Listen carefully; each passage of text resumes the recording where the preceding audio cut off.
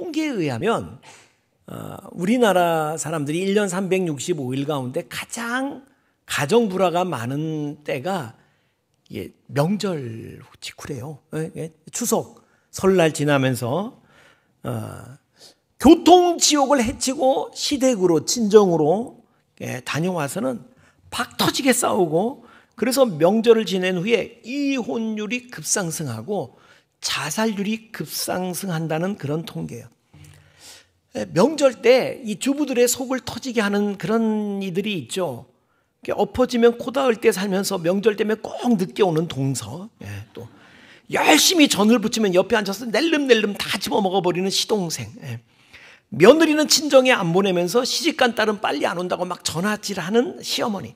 근데 여러분, 딸하고 며느리가 만나면 안 되는 거래요. 그러니까 딸이 오기 전에 며느리는 보내야 되는 거예요. 그래야 공정거래예요, 공정거래. 안 그러면 불공정거래입니다. 송편 빚으랴 전 부치랴 정신없는데 소파에 길게 누워서 빛의 속도로 리모컨 들리면서 술 심부름, 담배 심부름 시키는 남편, 곧 남의 편, 이렇게 이런 사람들이 주부의 속을 터지게 해요. 지금 얘기한 나 해당 사항이 있다, 저거 내 얘기다 하는 분 손 들어보세요. 나만 손 들고 있네. 나만. 성경은 우리에게 말씀하십니다. 본문 잠언 17장 1절을 다시 한번 읽어볼까요? 시작.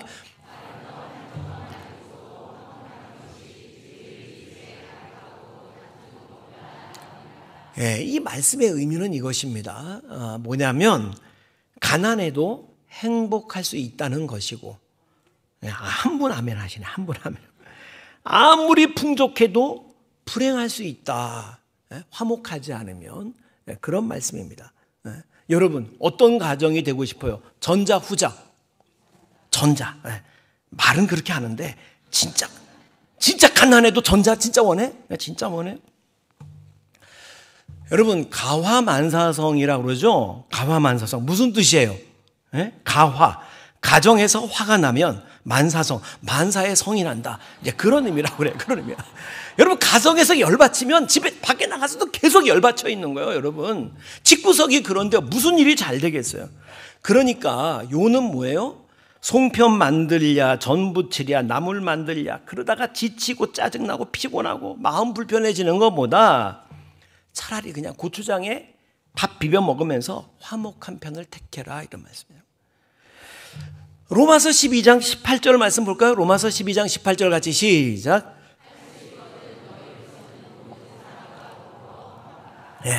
성경이 말하는 것은 가족뿐만 아니라 할 수만 있다면 모든 사람과 더불어서 너 화목하게 지내라. 왜 그래야 되는데? 첫째는 내가 행복하기 위해서입니다. 따라합시다. 내가 행복하기 위해서. 술 마시는 사람들은 술을 이렇게 서로 권하잖아요. 그죠? 왜 권해요? 술을 막 잔을 돌려가면서 술을 더 주면서 마시라고 그러는 거야. 술을 왜 권해요? 왜 권해요? 신영식 집사님 잘 알겠다. 왜 권해요? 왜 권해요? 그렇지. 뭐냐면 네가 먹고 취해야, 네가 기분 좋아야 나도 기분 좋다는 거야. 그러니까 네가 취해라는 거예요. 그렇죠. 상대방이 기분 좋아야 나도 기분 좋지. 여러분, 그런데 가정에서 내 배우자가 저렇게 인상 쓰고 있는데 내가 어떻게 즐거울 수 있겠어요? 내 자식이 지금 슬피 울고 있는데 내가 어떻게 기뻐할 수 있겠냐고. 그러므로 내가 행복하려면 화목해야 할 줄로 믿습니다. 여러분, 모든 인간관계 가운데 화목과 화평을 이룰 수 있는 화평의 사람이 되기를 축복합니다. 내가 행복하기 위해서. 두 번째, 내가 화목해야 되는 두 번째 이유, 권력이동. 따라합시다. 권력이동. 무슨 얘기냐면, 여러분, 언제까지나 내가 힘 있는 게 아닙니다. 늙고 병들고 약해지는 날이 온다니까요. 여러분, 내가 언제까지나 힘 있는 거 아니에요. 힘 있다고 해서 여러분 횡포하고 그러면 안 되지. 창세기 4장 10절에서 11절 말씀 보세요. 창세기 4장 10절에서 11절 시작.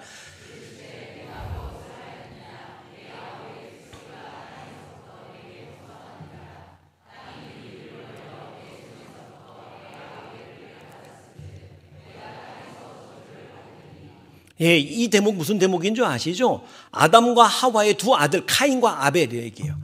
카인이 동생 아벨을 패 죽였어, 세상에. 그때 하나님께서 카인에게 하신 말씀이요. 네가 뭐 했니?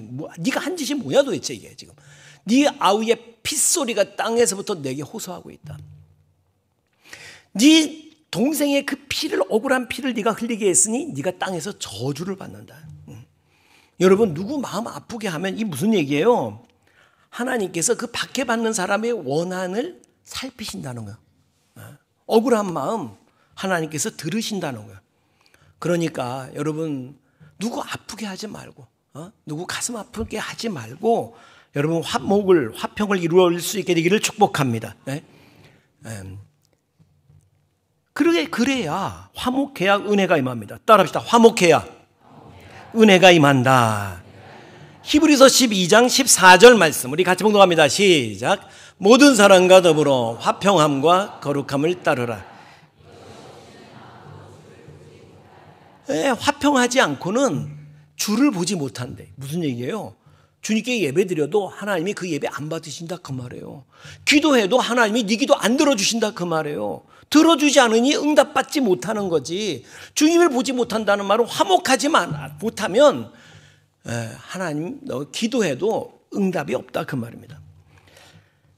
베드로전서 3장 7절에도 그런 말씀이 있어요. 같이 봉독합니다. 시작. 남편들아 이와 같이 지식을 따라 너희 아내와 동거하고.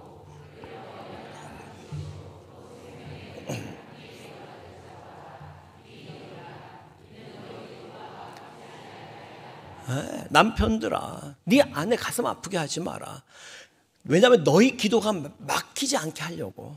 너 그렇게 하면 네 기도해봐야 하나님이 듣지 않으신다. 그 기도가 막힌다는 거예요. 저도 신혼 초에 아내하고 투닥투닥 했던 기간이 있어요. 사실이 솔직히 투닥투닥 했어. 근데 그게 참 못할 짓인 게 돌아서면 설교 시간이 돌아오고 돌아서면 기도회 인도할 시간이 돌아오는 거야. 근데 말씀이 막혀. 설교가 막혀. 기도가 막혀. 여러분, 결국은 내가 먼저 사과하고서 잘잘못을 떠나서 당신 마음 불편했다면 미안해. 내가 그런 뜻이 아니었는데 사과하고서야 설교가 열리는 걸, 기도가 열리는 걸, 은혜가 열리는 걸 어떻게 해요? 여러분, 우리가 불행한 것은 나하고 가까운 사람과 관계가 불편해질 때 불행해집니다.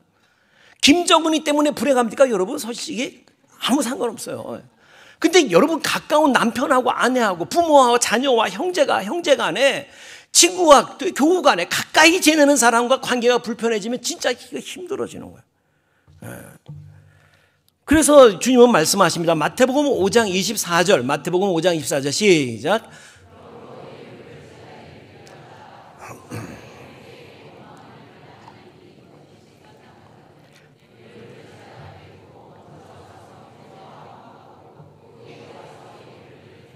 지금 예배 드리려다가도 헌금 드리려다가도 하나님 앞에 형제하고 뭔가 불화한 일이 생각나면 헌금 거기다 내려놓고 갔다 와서 화목하고 다시 와서 드리라는 거예요.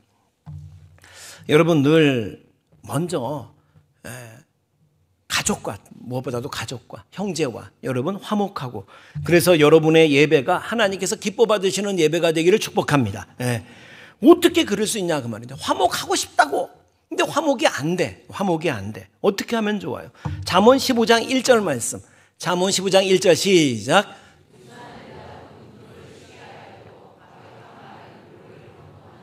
그러니까 유순한데 말을 온유하게 해야 돼.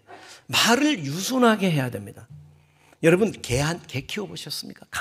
강아지한테도 버럭 소리를 지르면서 사랑한다! 그러면 물어버려요. 이게 사랑한다. 이게 무슨 얘기냐면 메시지보다 중요한 게 그 분위기예요. 톤이 더 중요해. 톤이. 그러니까 여러분, 늘 톤이 좀 이렇게 부드럽고 온유한 게 좋은 거예요. 말을 그래서 온유하게 해야 되는데, 근데 이제 안 그런 또 부인들이 있는 거야. 지혜롭지 못해가지고 지금 남편이 막 열받쳐서 막 코가 벌렁벌렁하고 막 씩씩거리는데 저봐 완전히 마귀가 씌었어. 그러다 한 방 맞는 거지. 그러면 안 돼요. 근데 이게 심사가 뒤틀려 있으면 이게 말이 이게 곱게 못 나가는 거죠. 이 행동이, 언행이 그래요. 요즘은 CCTV가 발달해 있어서 요즘은 그런 소식을 못 들어요. 옛날에는 많이 있었어요. CCTV가 없던 시절에 좋은 차 세워놓으면 심사가 뒤틀리는 놈들이 이렇게 못 가지고 찌 끌고 가는 사람이 있었어요. 이렇게 찌 끌고 다니는 그런 사람이에요. 여러분, 그렇게 뒤틀린 심사 가지고 누구하고 화목할 수 있겠어요? 나는 우리 성도님들이 좋은 차 타고 오면 너무 좋아. 막, 와, 김집사가 또 새 차 샀구나. 와, 막 너무 좋아. 여러분은 안 좋아요? 네. 그럼 우리 지하 주차장에 리어카만 세워져 있으면 좋겠어요? 소달구지 막 이런 거 달고 예, 있잖아요. 그러니까 남 잘 되는 거 보면 그냥 배가 아프고 막 남 부잣집 보면 막 불 싸질러 버리고 싶고 막 그런 사람이 어떻게 하나님께 복을 받겠냔 말이에요. 복을 받겠냐.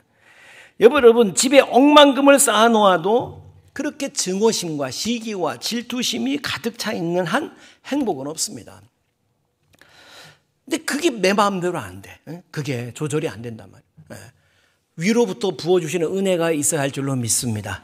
주님께서 십자가에서 죄인된 나를 있는 모습 그대로의 나를 사랑하셨어요. 세상에 내가 아직 죄인이었을 때에 주님이 날 사랑하셔서 나를 위하여 대신 죽으셨다니까.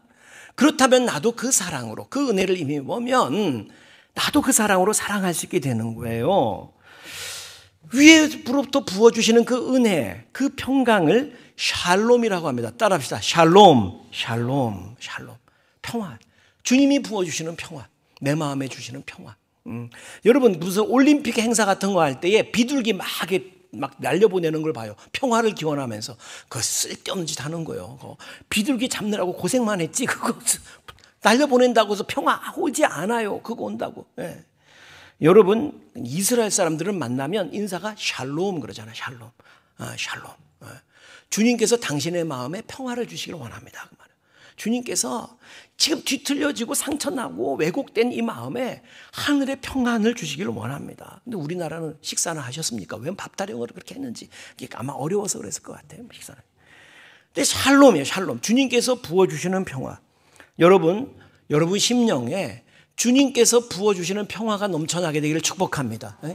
아까 찬양대가 딱 맞춰서 찬양해서 세상이 줄 수 없는, 세상이 알 수도 없는, 그냥 주님 안에 있어서 내 마음이 주님의 사랑 가운데 녹아지고 평안해지는 거예요. 주님의 은혜로, 주님께서 위로부터 부어주시는 그 샬롬으로 여러분 상처가 치유되고 넉넉한 평강의 마음을 갖게 되기를 축복합니다. 우리 이 찬양 여러분 잘 모르실 것 같은데 내 마음속에 있는 참된 이 평화는, 이 찬양 한번 같이 불러봅시다.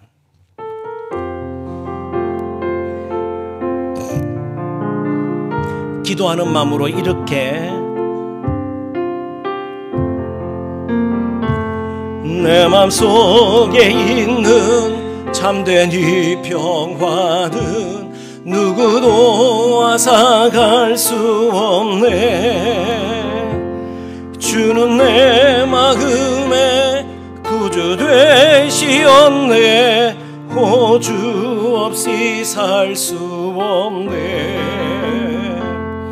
호주 없인 살 수 없네.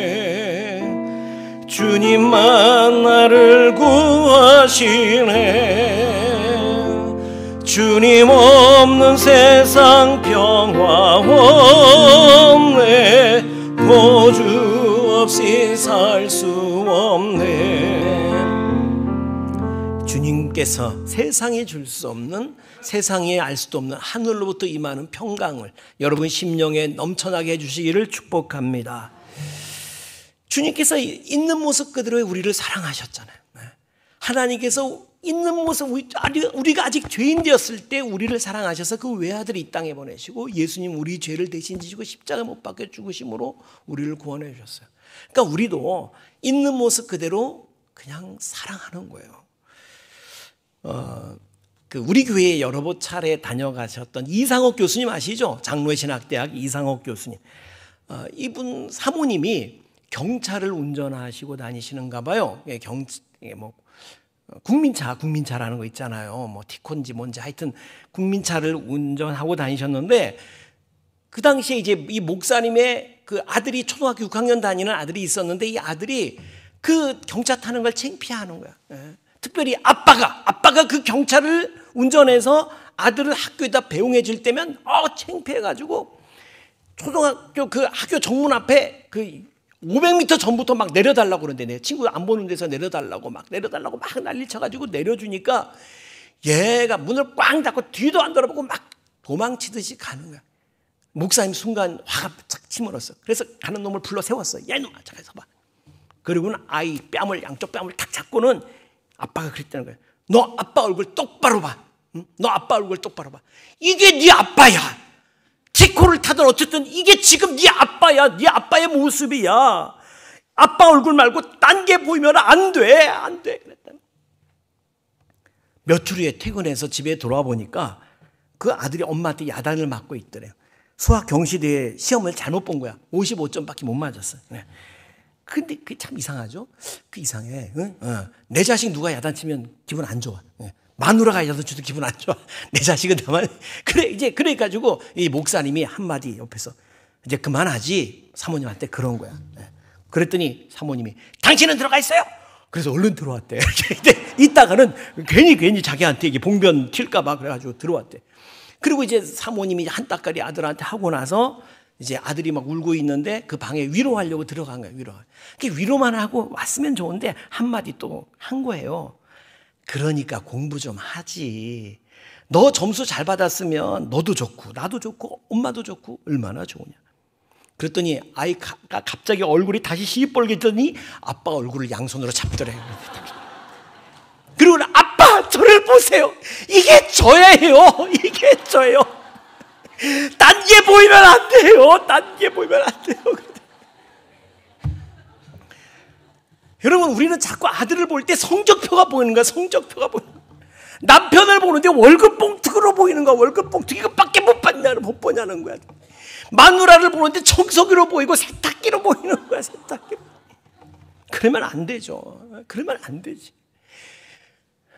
55점을 맞아왔어도 대통령 지지도가 50% 넘는 게 얼마나 힘든데 너는 55점을 맞았으니 대통령보다 잘했다. 그래 줘야지.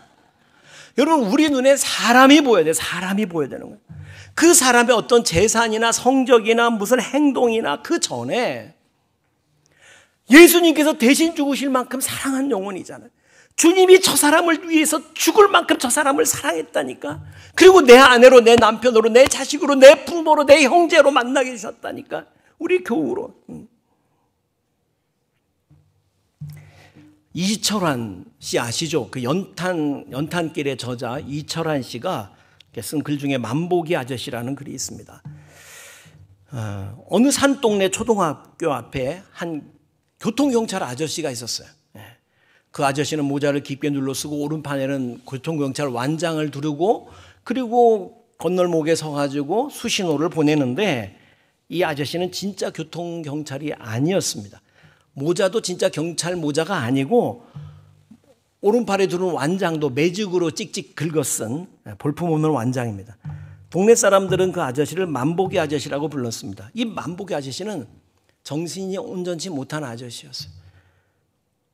오가는 차들을 향해서 막 수신호를 보내지만 어떤 운전자도 그 아저씨한테 눈길도 주지 않습니다. 거들떠 보지도 않습니다. 그래도 그 아저씨가 길에 막 서 있으니까 차들이 빨리는 못 달렸어요. 천천히 다니는 거예요. 그러면서 거리를 지나는 사람들이 그 아저씨를 보면서 막 수근수근거리고 손가락질도 합니다.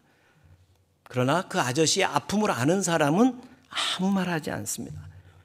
이 만보기 아저씨는 초등학교 1학년 어린 딸을 하루아침에 잃었습니다. 그 만보기 아저씨가 지금 교통정리를 하고 있는 그 건널목에서 아저씨의 어린 딸이 마지막으로 눈을 감았어요. 신호를 무시하고 달려오는 차에 치여서 이제 겨우 9살 된 어린 딸이 영영 눈을 감아버리고 말았습니다.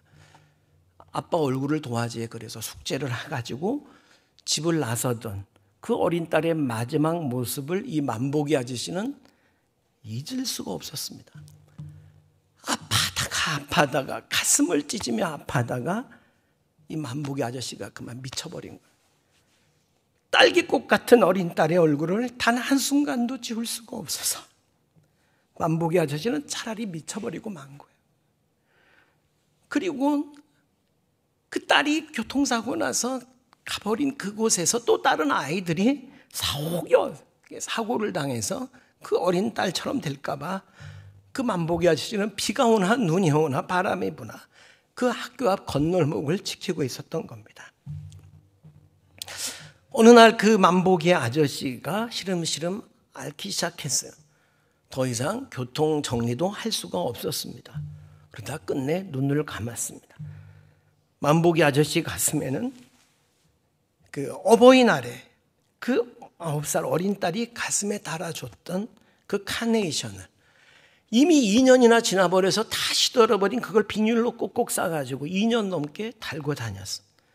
그 카네이션이 그 아저씨가 마지막 눈을 감을 때에도 아저씨 가슴 위에 있었습니다.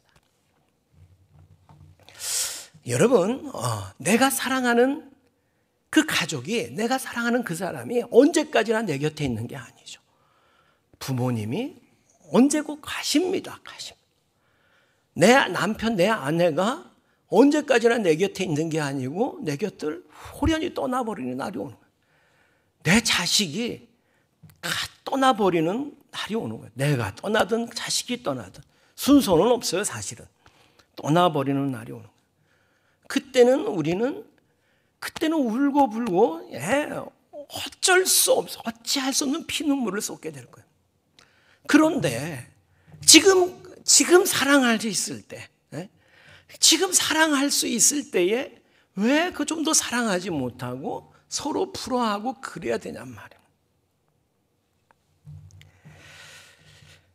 고린도전서 13장, 우리 사랑장이죠. 여러분 잘 아십니다. 1절에서 3절 말씀을 우리 같이 묵상합니다. 시작.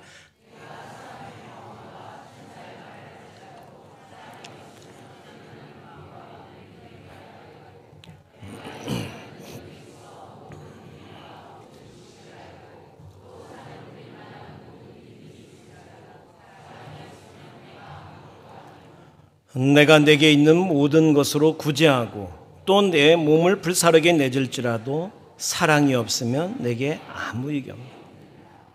여러분, 방언은 해도 좋고 안 해도 아무 상관없습니다.